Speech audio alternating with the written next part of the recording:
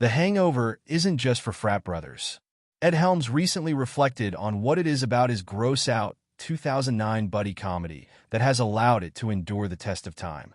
The plot of that movie is kind of a magic trick, he told Dana Carvey and David Spade on their Fly on the Wall podcast. I was in a hotel lobby, maybe a month or a few week or two after it came out. There was a group of old ladies, like literally grandmothers, sitting around talking about bits from the movie and how funny it was. I remember thinking, okay, this, and then of course you had all the frat boys that love it. Just what is that magic trick? The characters are behaving horribly in a way that is very aspirational for young men to be party animals, which appeals to young people. But then the next morning they're mortified by their own behavior. So that's what makes it redemptive to the older set who are like, oh, these sweet boys got themselves in a pickle. As long as your debauchery is served with a side of regret, Helms reasons, it can transcend in its appeal to audiences. When asked by Carvey if there's anything in The Hangover that couldn't be made today, however, Helms responded, "Oh, I think so.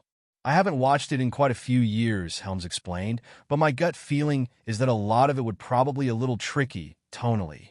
The Hangover is a paragon of crudity. The film follows three best friends, Helms, Zach Galifianakis, and Bradley Cooper, of a groom-to-be, Justin Bartha, who wake up after a wild night in Vegas with no memory of their apparently wild night before.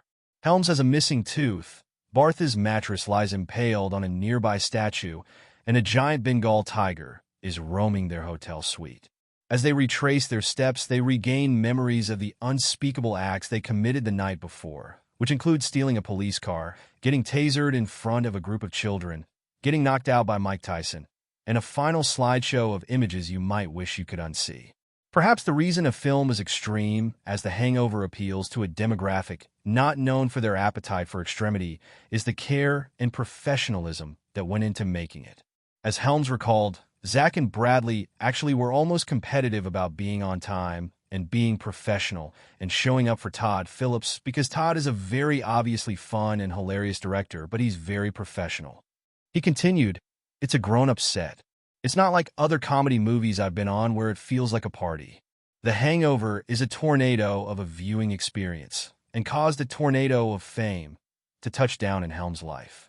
He recently starred in the Mick G comedy Family Switch and launched Season 2 of his podcast Snafu, which looks into the secrecy and illegality around J. Edgar Hoover's FBI.